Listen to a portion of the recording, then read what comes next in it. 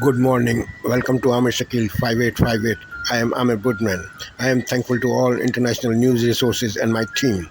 Following other news which have been reported by American, European, Canadian, Asian, African, Australian news channels and by AFP, AP and Reuters news agencies. Now the news headlines. French football star Mbappe urged voters to be careful when vote. Israel allow aid to come in during the days. Dozens of countries sign an agreement to support Ukraine against Russia. In Northwest Territories of Canada, people fleeing fire, rewriting the Canadian history. Shooting incident in Texas and in Detroit. 2 people killed and dozens wounded. Hostage incident in Russia. Oil spill in Singapore. Now the news in detail.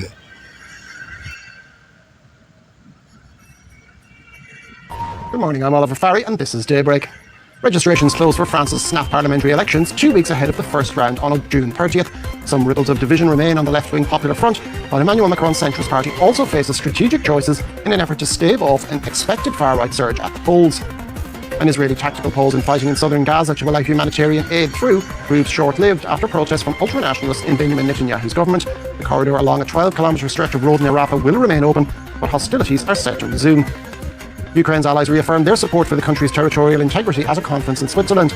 Dozens of countries signed a joint communique making Ukraine's borders a precondition for any peace talks, though there were some notable absentees from the document among some conference attendees.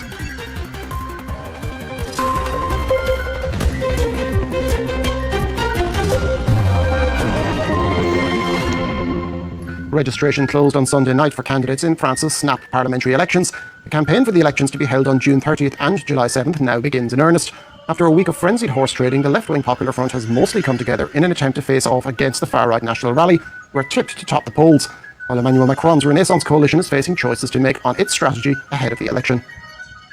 Emmanuel Macron, maybe you agree with me on this, has made a choice since 2017 to consider his prime ministers as partners. I will not be the partner of the president. If the French people give me their trust, I will drive the nation's policies through very clear proposals, through concrete priorities, purchasing power, security, immigration. And yes, I wish to build a government of national union with people who don't necessarily come from the national rally. So I'll say only one thing. Let's fight. Let's fight from the morning. Let's fight in the afternoon. Let's fight through the night. Let's fight everywhere in the country. Let's fight because we can win this parliamentary election. Victory is possible. Dig deep inside. Now to Euro 2024, where those parliamentary elections in France are looming over Les Bleus' preparations for their opening game against Austria later today. Midfielder Marcus Thuram had already spoken out against France's far-right over the weekend, and when asked about the upcoming legislative elections on Sunday, France's captain Kylian Mbappe spoke about his fears of the rise of extremes, saying that his country is facing unprecedented circumstances, and he called on young people to get out and vote. Our correspondent Selina Sykes is in Dusseldorf and sent us this. Days to go now until France kicks off its Euro 2024 campaign here in Dusseldorf against Austria in Group D. There's full concentration mode now on in the French squads, though players have said that they cannot forget the political situation going on back home with crucial snap legislative elections going on during this tournament. The captain, Kylian Mbappe, has urged young voters to come out to the polls. He hasn't gone as far as his teammate Marcus Thuram, who called on voters on Saturday to vote against the far right. But he did say that he backed his teammates and that he's hopeful that he will still be proud to wear the French shirt on the 7th of July when we have the results of those second round in the elections. Let's take a listen to Kylian Mbappe. I'd like to address all the French people, especially the younger generation. We are a generation that can make a difference. Today, it's clear that the extremes are on the doorstep of power. We have the opportunity to choose the future of our country, and that's why I'm calling on all young people to go out and vote, to really realise the importance of the situation. We need to identify with values of diversity, tolerance and respect. The Israeli army on Sunday announced a tactical military pause along a 12-kilometre stretch of road to allow more aid into southern Gaza. But as the day progressed, ultranationalists in Benjamin Netanyahu's government condemned the move, making it clear that they will not support even the smallest of concessions. The army then confirmed that fighting would still continue in the southern enclave outside of that stretch of road. Eliza Herbert reports. On the Israeli side of the Kerem Shalom crossing, several aid trucks queue, hours after the Israeli military announced that a tactical pause will commence in daylight hours along a 12-kilometre road to increase the volume of humanitarian aid entering Gaza. The UN, which has been warning of imminent famine for the population, welcomed the announcement. We hope this leads to further concrete measures by Israel to address long-standing issues, preventing a meaningful humanitarian response in Gaza. But in Israel, not all agreed. Far-right members of Benjamin Netanyahu's government immediately decried the move. The one who decided on a tactical truce for the purpose of a humanitarian transition, especially at a time when many of our soldiers are falling in battle, is an evil and a fool who should not continue in his position. The Israeli Prime Minister has become increasingly reliant on the far-right members of his government, following the resignation of former military chief Benny Gantz from his war cabinet and increased political pressure to bring Israeli hostages home and deliver a post-war plan. Following criticism on the temporary pause, the Israel Defense Force released a follow-up statement confirming the fighting is not being paused in the rest of southern Gaza and that the fighting in Rafah continues. Saturday was Israel's deadliest day in 6 months, with 8 soldiers killed in a blast near Rafah, bringing the total number of fallen Israeli troops to 308 since October 7. In the same time frame, over 37,000 Palestinians, mostly women, children and elderly, have been killed, according to the Gaza Health Ministry. As Muslims across the world celebrate Eid al-Adha, one of the most important of Islamic holidays, for those in Gaza, the feast has been overshadowed by the effects of war. Many are displaced or bereaved by the loss of relatives in the war, and the humanitarian situation in the enclave is growing increasingly dire. Charlotte Hughes reports. Amid the ruins of destroyed homes and buildings, here in the Jabalia refugee camp, these Gazans perform prayers to mark Eid al-Adha, a major Muslim festival. As the war in the enclave rages on for a 9th month, many do not feel like celebrating. We usually come to the Eid prayers cheering with smiles everywhere on the streets. This Eid, I've come to the prayers mourning. I've lost my son. Gazans, like Muslims across the world, would normally perform sacrificial rituals as part of the holiday, slaughtering sheep and sharing the meat with friends, family and the needy. But amid the conflict, the humanitarian situation is worsening, and basic supplies including food are growing increasingly thin on the ground. The fighting has displaced most of the enclave's population. Among them is Ranim Masran, who is sheltering in this UNRWA-funded school in Han Yunis. As long as there's no safety for us, there's no Eid. The feeling of security has been eradicated for us. Our house, the most valuable thing we had. When we lost our home, we lost everything. On Sunday, the Israeli army announced it would hold 11-hour-long daily tactical pauses in military activity along a main road in southern Gaza in order to facilitate humanitarian aid delivery into the enclave. But the decision does not equate to the ceasefire that has long been called for by the international community, and the military added that fighting in Gaza's southernmost city of Rafah, which it says is needed to eradicate remaining Hamas brigades, would continue. A special envoy from the Biden administration arrives in Israel today in an attempt to prevent escalation between Israel and Hezbollah on the Israel-Lebanese border. The visit by Amos Hochstein comes after the Iranian-backed Shiite group launched the largest volley of rockets and drones yet in the 8 months it has been exchanging fire with the Israeli military. The Israeli army has warned of devastating consequences for Lebanon should an escalation happen.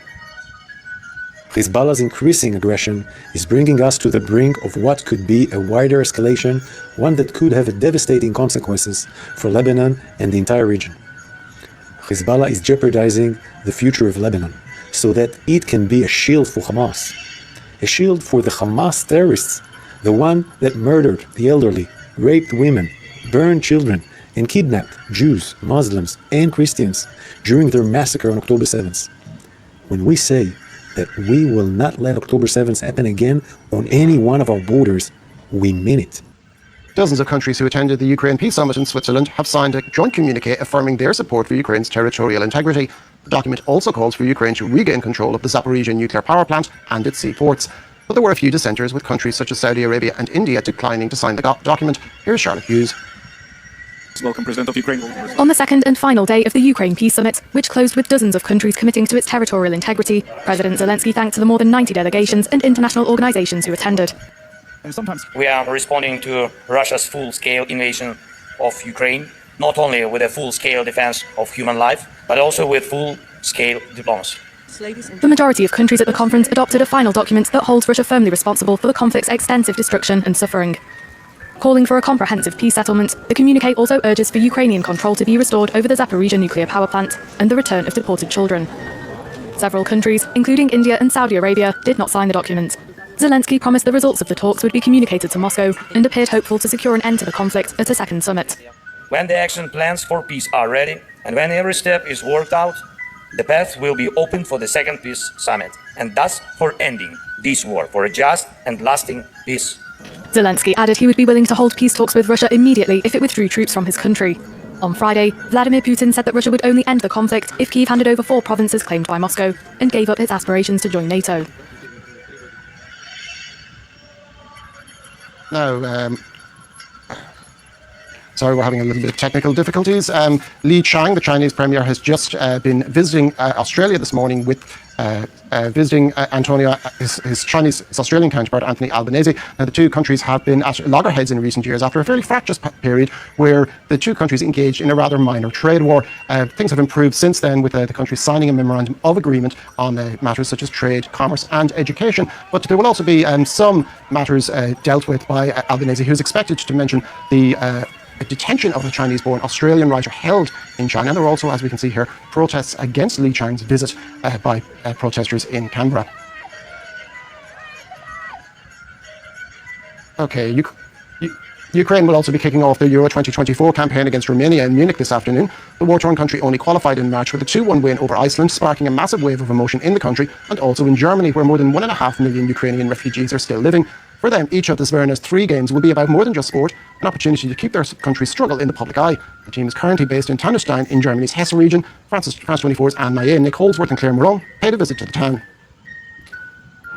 They came from all over the region to welcome Zverna. Thousands of Ukrainians wanted to see their national team's one and only public training session in Wiesbaden. They are supporters who think it big. It's great to see so many Ukrainians together in one place, cheering the team on as far as they can go.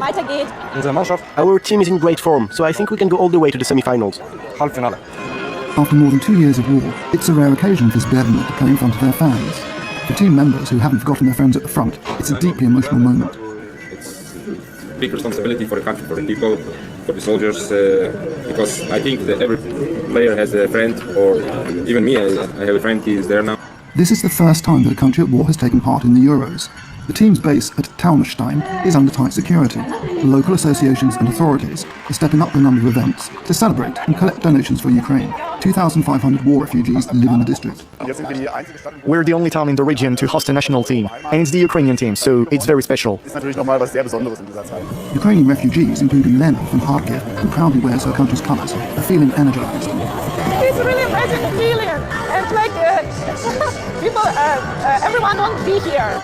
It is impossible to forget the war, but for the team spokesman, the competition is also an opportunity for the country to take a break from its anguish. We had and we have a lot of tragedy and grief in our life, so let's play football, let's take some good portion of joy during the tournament, and I think for sure Ukraine will win, the peace will win.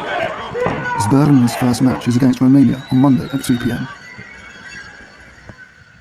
We can go to Kyiv now to our correspondent Gulliver Cragg, who is following the build-up to this highly symbolic Euro 2024 opener for Ukraine. Good morning, Gulliver. What do these Euros mean for Ukrainians, and how closely will people be following the Zverna's games?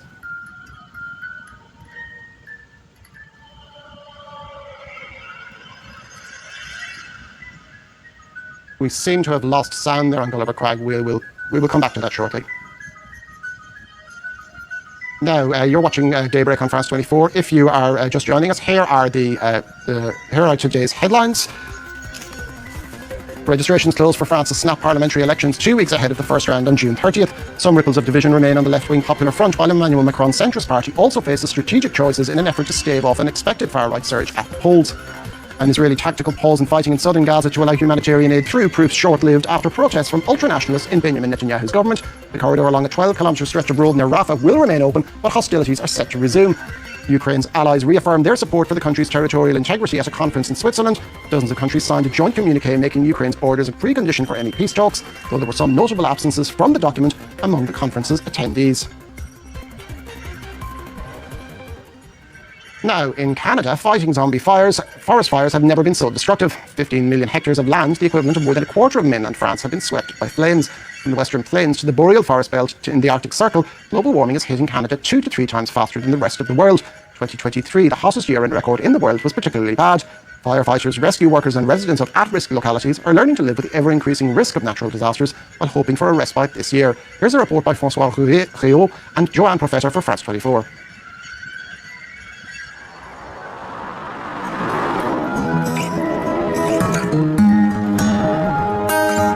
Penticton in southern British Columbia. It's from this base that the province's firefighters take off.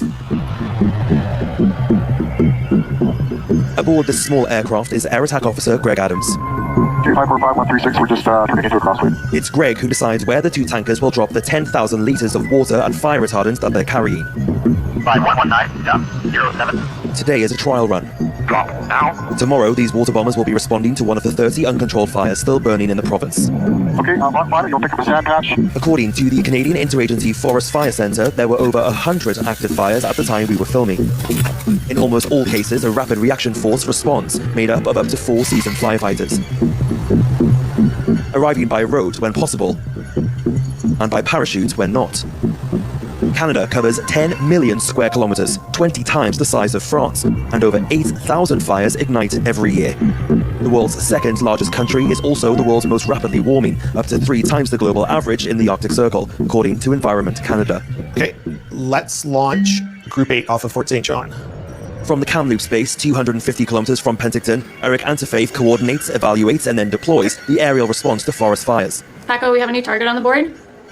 Golf 75192, who would you like to launch? Okay, launch Group 8 off Fort St. John to Golf 75192. Despite being well kitted out, the scope of an emergency can sometimes overwhelm the force, so they occasionally rely on support from well outside the province's borders. When we're really busy, we'll have about 20 air tankers in the province, up to 200 helicopters working, and they'll be spread out throughout the province, but we can expand on that with contracted personnel, or we'll get resources from other agencies, so our neighboring provinces, the rest of Canada, the United States, and then when we're really busy, we'll get stuff from Australia, New Zealand, South America, South Korea, all over the world. Reinforcements from all over the world were needed in the summer of 2023, during what many called the season from hell. 15 million hectares were engulfed by the flames, according to official figures, 7 times more than in a normal year for Eric and his team, something unheard of in Canada. Good job, everyone. Do it all again tomorrow. Astoundingly, some fires from the summer of 2023 have resurfaced almost a year later. They're called zombie fires. In the peaty bogs of the north, flames can smolder all winter under the snow before re-emerging after the thaw in the spring, a nightmare scenario for firefighters. And you can watch the full in-depth version of that report on France24.com. We can go back to Kiev now to our correspondent Gulliver Cragg, who is following the build-up to that highly symbolic Euro 2024 opener for Ukraine.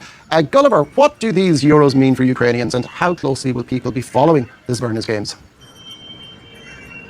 Well, I think that they will be following them closely and hoping that it's going to be a morale booster if the team do well. Whether or not it's a morale booster, the country definitely sees it also as another opportunity to draw attention to what's happening in Ukraine. The Football Association produced a video where members of the national team mention their hometowns, and it's intercut with pictures of shelling of those towns. Pretty much everyone's hometown, it seems, in the Ukrainian national team has been damaged at least a little bit by Russian shelling, which of course has affected the whole country.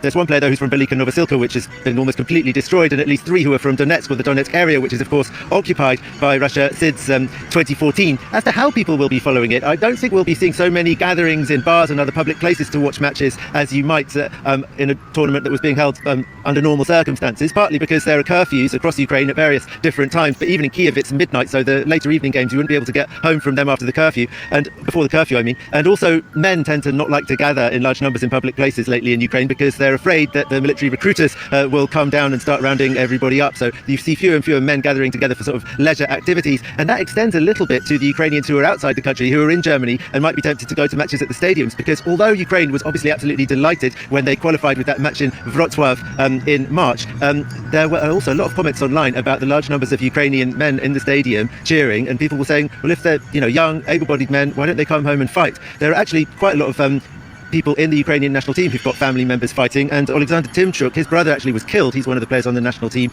So I mean, I think probably everyone, if not members of their family, has got friends who are fighting on the front line. That's something to bear in mind when watching these players on the field. And most of the players on that Ukraine squad, they play their football outside of Ukraine, but some of them have opted to stay in the country and are playing in the Ukrainian Super League. How has the preparation been for them, and how has domestic football in the country been faring up since the invasion? Well, domestic football actually was only suspended for a few months in 2022. The season 2022-23 started up again in August 2022, but with matches being played in empty stadiums. Since then, they've started to let limited numbers of supporters in, and the season went ahead, not normally, because matches get interrupted by air sirens, and that means they have to pause it. One match went on for 4.5 hours in Dnipro because it kept being interrupted by sirens, but one shouldn't really exaggerate how much this affects things. The sirens don't go off that often. It is possible to train, it is possible to play matches. This year's champions are Shakhtar Donetsk, which puts them ahead of Dynamo Kiev once again as record holders for the largest numbers of trophies won by a Ukrainian club. Shakhtar Donetsk, though, which has not played in Donetsk since 2014, they relocated to Lviv after the de facto Russian occupation there started. Thank you very much for that, Gulliver Cragg from Kiev. That's all we have time for now, but do stay tuned for more news coming up on France 24.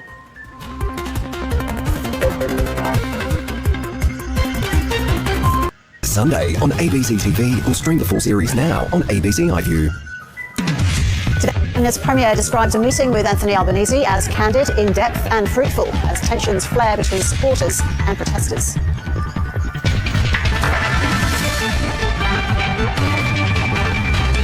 Three dead, including 2 teenagers, in a 2-car smash on Queensland's Western Downs. Former Liberal staffer Bruce Lehrmann cross-examined over rape charges during a committal hearing in the Toowoomba Magistrates Court. And long-awaited native title recognition for the Gubbi Gubbi people on Queensland's Sunshine Coast. Hello and welcome to ABC News. I'm Ros Childs. The Prime Minister says he raised the case of imprisoned Australian Dr Yang Hanjun during talks with Chinese Premier Li Chong. Anthony Albanese said they also discussed setting up better military-to-military communications to avoid confrontations in the future. Foreign Affairs reporter Stephen Jejets joins us now. Hi there, Stephen. So what are the main outcomes of this trip? Look, Ros, fairly modest outcomes, you'd have to say, which is what most people expected. Anyone hoping for a massive breakthrough on anything in the China relationship is probably going to be disappointed because there are still big structural constraints on bilateral ties. Still, some things were announced and it's worth going through them. A new MOU on climate change, an expanded one that's going to provide a new avenue for dialogue on climate issues, which is obviously a general, as well as the opposition leader Peter Dutton later today, Ros. Thanks, Nicole. 3 people, including 2 children, have been killed after a serious crash near Dalby on Queensland's Western Downs. Emergency crews were called to the incident in Jimbo East this morning. Police say 2 teenage children, a girl and a boy, were killed after a ute crashed into the rear of the sedan they were travelling in. The man driving the sedan was also killed, and a second adult was airlifted to hospital in a critical condition. The male driver of the ute has also been taken to hospital with non-life-threatening injuries.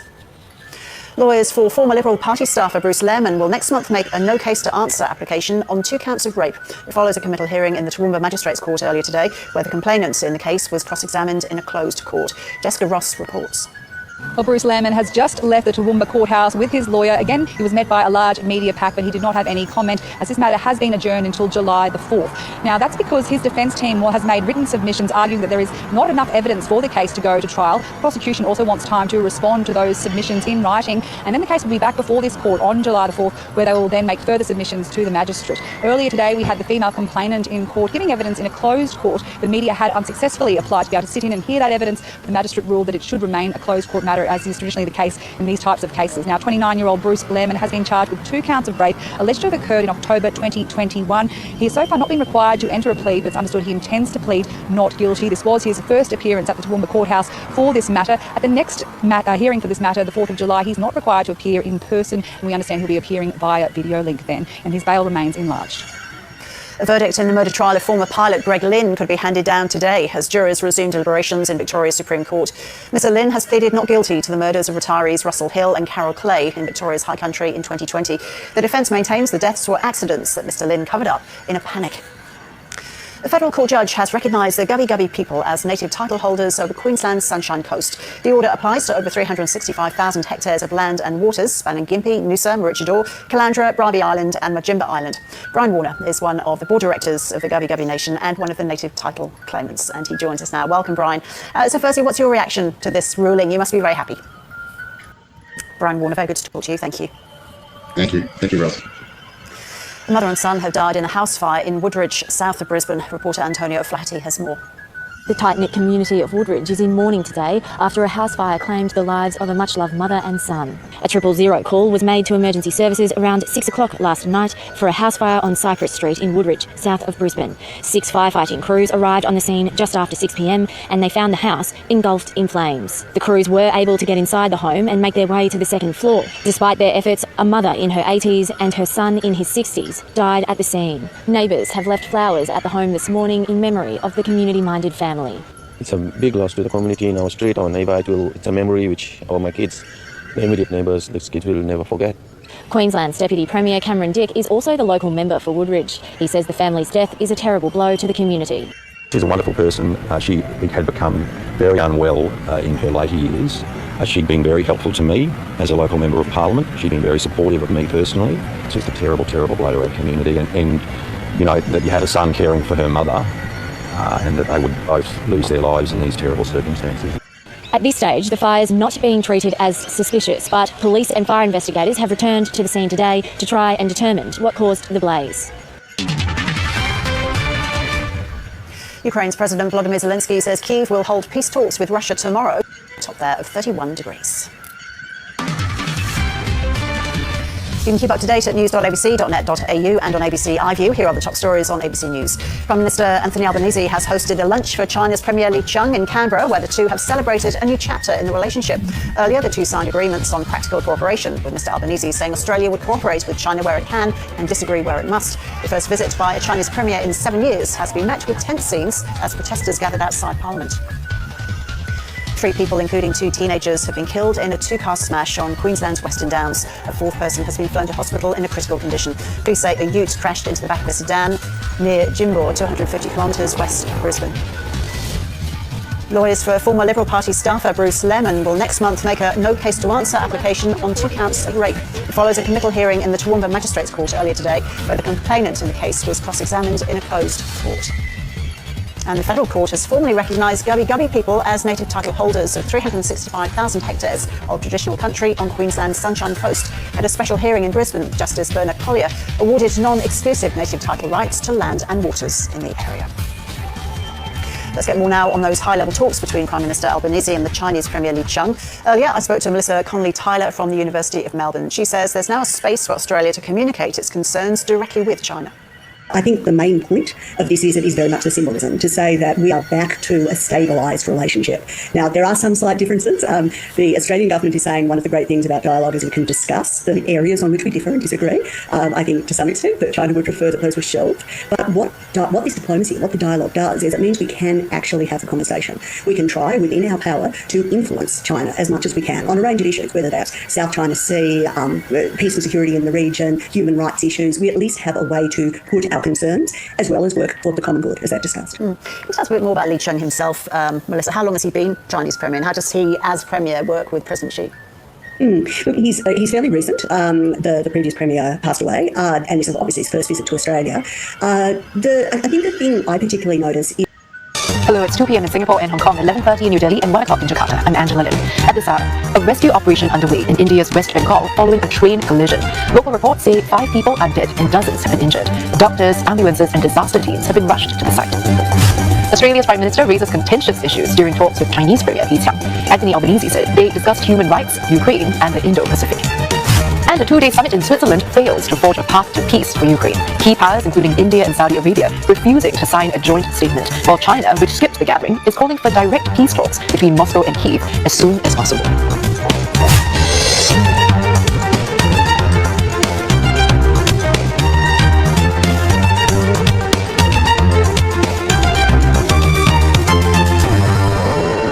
An express passenger train and a goods train have collided in India's West Bengal. Local reports say 5 people have died, while around 30 passengers have been injured in the accident. Images show the tangled wreckage of carriages flipped on their side and one thrust high into the air. Officials say doctors, ambulances and disaster teams have been deployed to the site for rescue and recovery operations. And for more, Ishan Garg joins us live now from New Delhi. Now, Ishan, there have been reports of casualties. What's the latest on rescue operations at the site?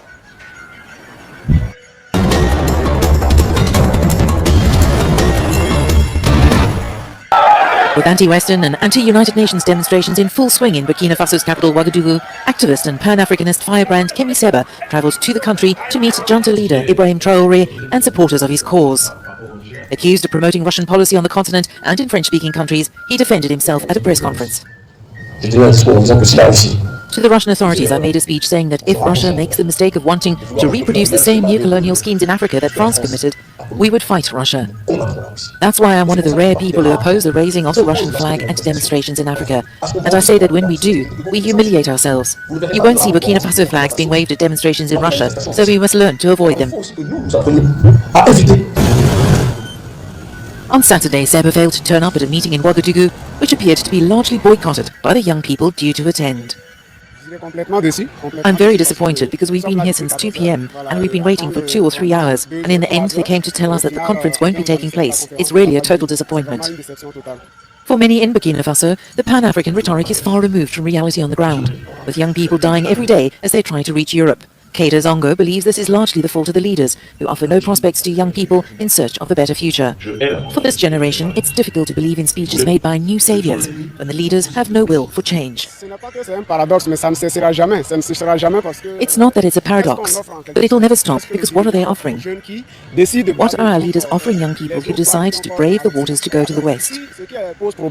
The problem is what these young people don't find here pushes them to brave the ocean to find a better future in the West. I hope that African leaders will take the same steps towards total sovereignty for African countries, which will give even more hope to young people. These young people are calling on the authorities to invest in programs that will enable them to stay in their country. They also expect the current government to develop agriculture, given that 80% of the country's population are farmers, and to fight corruption and favoritism in state institutions. Water misting towers.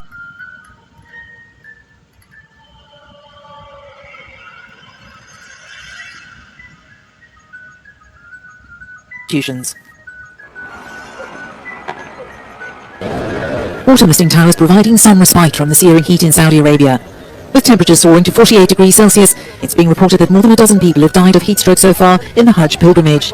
The news came as people gathered at top Mount Arafat on Saturday, the holiest day of the annual gathering. We consume a lot of water, a lot of cold water, and we stay in the shade. We weren't able to use umbrellas today as we are on ihram and we can't cover our heads. With the country expected to experience extreme heat over the 5-day period, pilgrims have been gratefully accepting free water handed out along the routes between the holy sites. Saudi authorities are urging people to be cautious. So far, there have been 151 cases of heat stress in Mashayikh that have been dealt with directly by medical teams. Therefore, we recommend precautions. Between being doused with water, the water misting systems, and a sea of umbrellas, pilgrims are doing everything they can to avoid heat stroke. FIFA President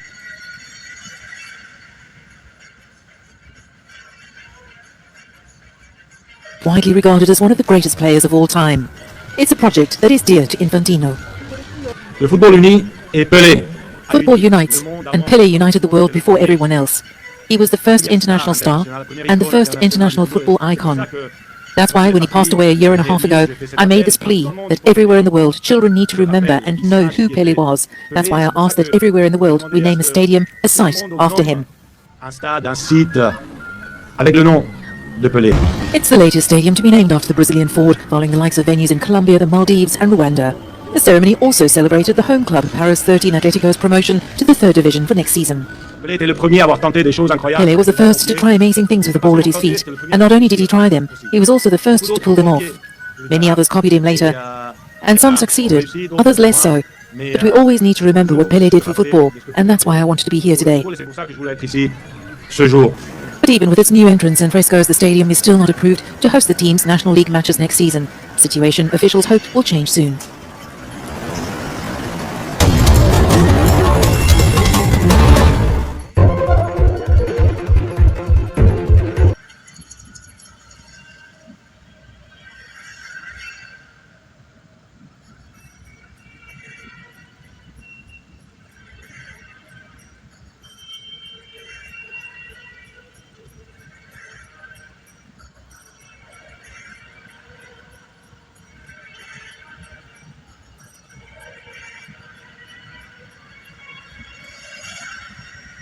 All too common. 9 people, including 2 children, are shot in a seemingly random act of violence at a Michigan water park. What we're learning tonight about the gunman. I'm Charlie DeMar. Shooter is dead. Police calling this shooting random.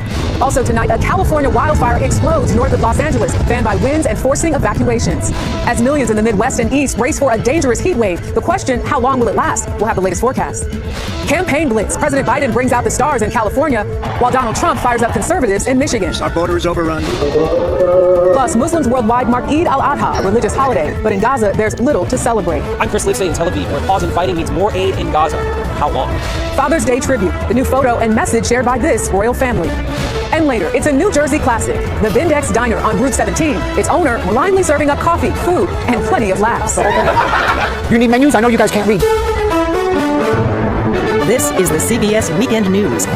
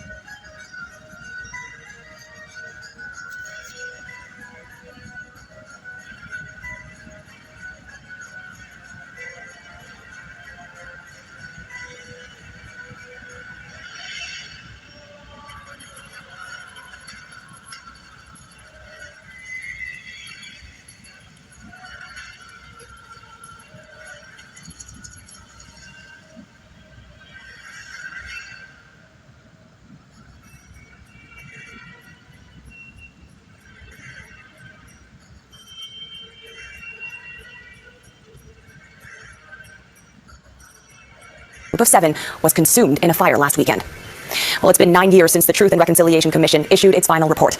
There were 94 calls to action, but an Indigenous-led research and education center says only 13 have been completed so far.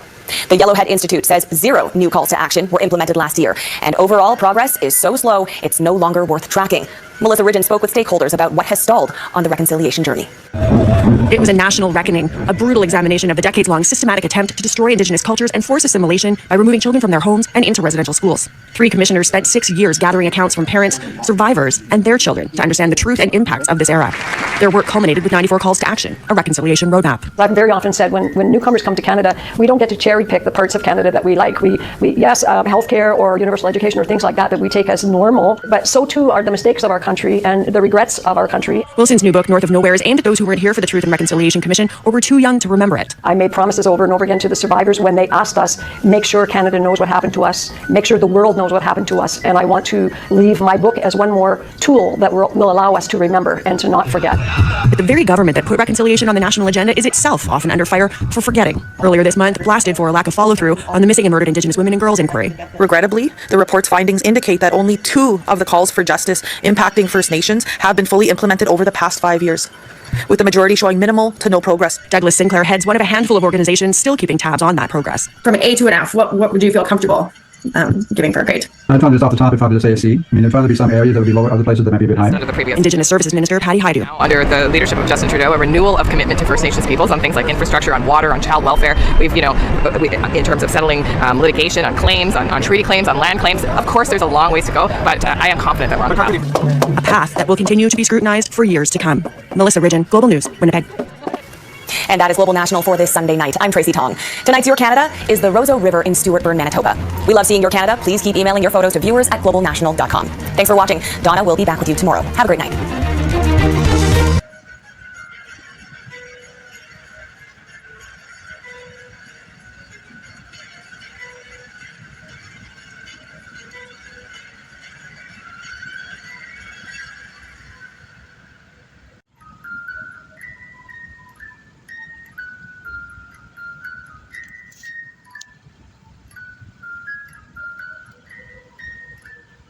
From viewers like you. Thank you. Good evening, I'm John Yang. The Israeli military says it will limit fighting in a small area of southern Gaza in order to allow more aid to reach Gazans desperately in need of food.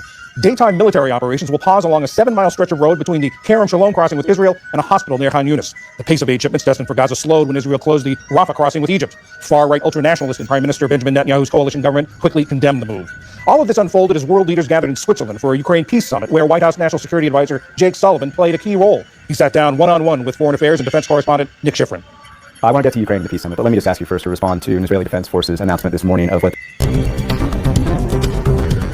Summertime activities in 2 states erupted into summertime violence this weekend. An altercation at a Juneteenth event in Round Rock, Texas late last night left 2 people dead and 6 others wounded, 2 of them children. Police said the 2 dead weren't involved in the dispute that led to the shooting. And 9 people were wounded in a shooting at a suburban Detroit splash pad park where families had gathered in the summer heat. 2 brothers, 8 and 4 years old, and their mother remain hospitalized. The gunman later apparently killed himself. Police said the incident appeared to be random and that the suspect had a history of mental health challenges.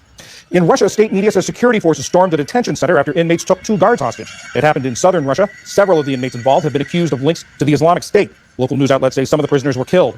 This is the 2nd deadly attack in Russia this year linked to the Islamic State. In March, gunmen killed 145 people at a concert hall in suburban Moscow. And an oil spill at one of Singapore's most famous beaches is raising environmental and economic concerns. Crews tried to contain the spill after a Dutch flag dredger hit a stationary Singaporean fuel supply ship on Friday, but ocean currents pushed the oil onshore. It's closed parts of the beaches on the resort island of Sentosa off Singapore's southern coast. Still to come on PBS News Weekend, graphic novelist Raina Telgemeier talks about the effect her books have on young readers. And on this day to honor dads, one man explains the influence his father had on him.